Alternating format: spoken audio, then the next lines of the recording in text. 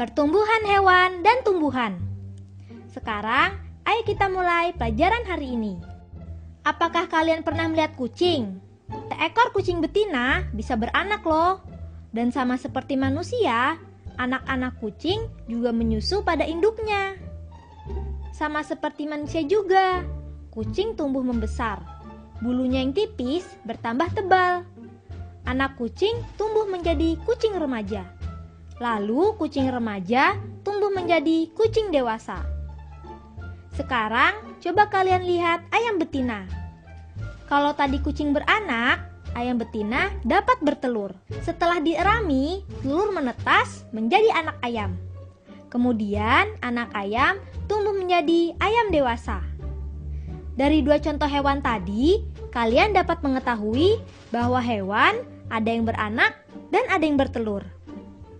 Nah, sekarang coba kalian berikan contoh hewan yang beranak dan contoh hewan yang bertelur. Hewan beranak misalnya gajah, kambing, dan sapi. Hewan bertelur misalnya burung, itik, dan angsa. Setelah kita mengetahui perkembangan pada hewan, sekarang ayo kita pelajari perkembangan pada tumbuhan. Tumbuhan bisa berkembang dari biji. Ada juga tumbuhan yang tumbuh dari batang. Coba kalian tebak tanaman apa saja yang tumbuh dari biji. Tanaman yang tumbuh dari biji misalnya jambu, mangga, manggis, dan rambutan. Ini adalah cara perkembangan dari biji sampai menjadi tumbuhan yang besar. Biji yang ditanam tumbuh menjadi tunas dan akar. Tunas tumbuh menjadi batang dan daun. Selanjutnya, makin lama, daun bertambah banyak dan batang semakin tinggi. Hewan dan tumbuhan memiliki manfaat bagi manusia.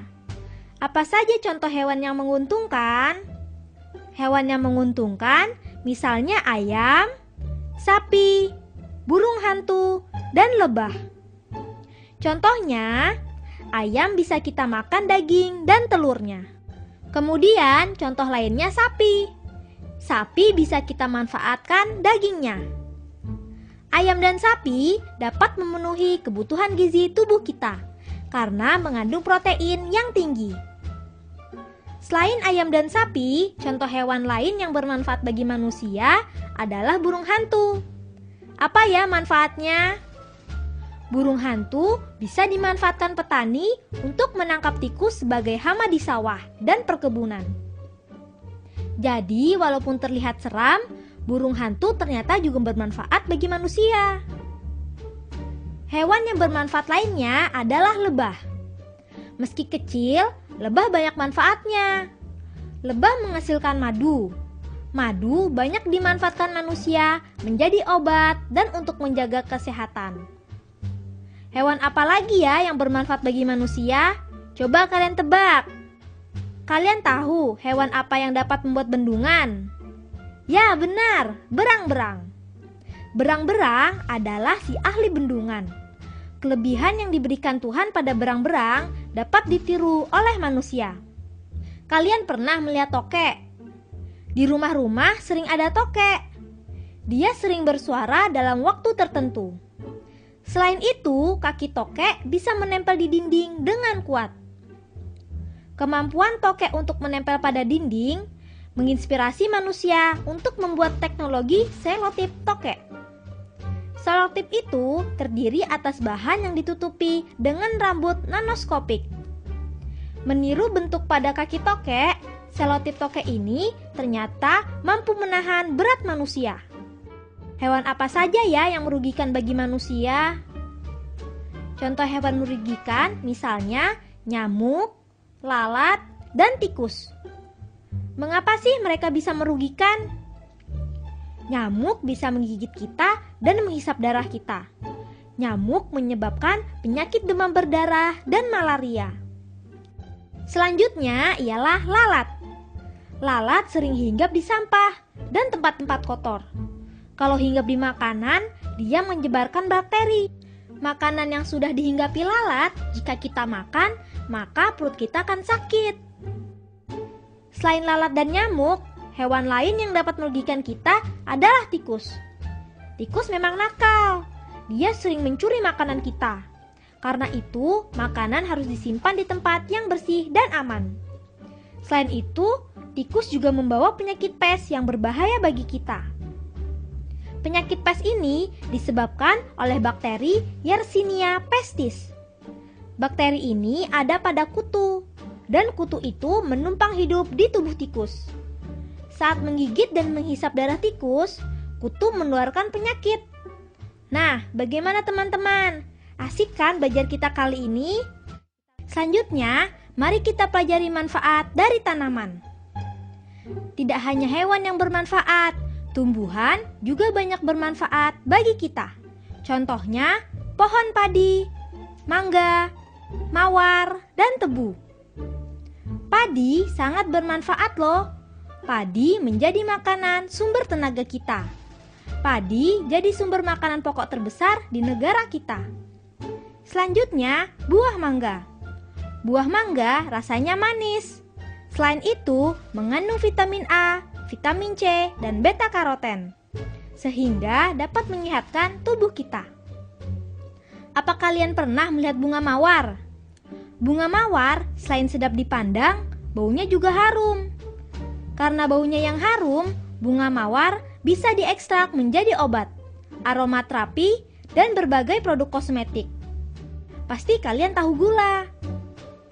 Gula rasanya manis. Namun, apakah kamu tahu gula terbuat dari apa? Gula terbuat dari tanaman yang bernama tebu.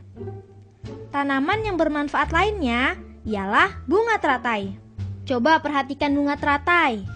Meskipun hidupnya di air, kenapa ya daunnya tidak membusuk? Hal itu dikarenakan daun teratai merupakan model permukaan hidrofob.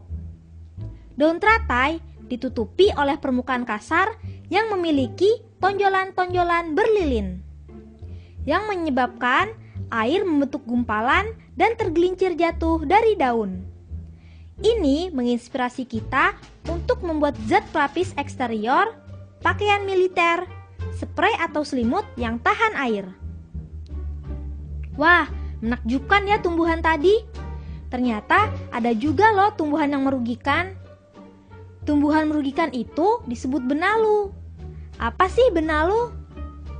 Benalu hidup menumpang pada pohon lain dan mencuri makanan tumbuhan yang dia tumpangi. Lama-kelamaan, tumbuhan yang ditumpanginya akan kurus dan mati. Nah, sekarang mari kita pelajari tentang tempat hidup hewan dan tumbuhan. Manusia tinggal di rumah. Rumah berada di daratan. Kalau hewan dan tumbuhan hidup, keduanya tinggal di mana ya? Tempat hidup hewan dan tumbuhan berbeda-beda. Hewan ada yang hidup di darat dan air. Ada juga hewan yang hidup di keduanya. Hewan yang hidup di darat diantaranya kelinci, jerapah, badak, dan masih banyak lagi. Selain di darat, ada juga hewan yang hidup di air. Misalnya, paus, udang, hiu, dan berbagai jenis ikan lainnya. Ternyata ada juga loh hewan yang bisa hidup di darat dan juga di air. Contohnya, katak dan salamander. Setelah kita mempelajari tempat hidup hewan, mari kita pelajari tempat hidup tumbuhan. Tumbuhan ada yang dapat hidup di darat, air, atau menempel pada tumbuhan lain. Tumbuhan yang hidup di darat, misalnya pohon cemara, pepaya, durian, dan masih banyak lagi. Sedangkan tumbuhan yang hidup di air, misalnya teratai, bakau, eceng gondok, dan kangkung. Tumbuhan, selain ada yang hidup di darat dan air, ada juga tumbuhan yang menempel pada tanaman lain, seperti anggrek, benalu, dan tali putri. Nah, sekarang kita sudah mengetahui perkembangan, manfaat, dan kerugian serta tempat hidup hewan dan tumbuhan. Bagaimana? Mudah dan menyenangkan bukan? Semoga bermanfaat ya.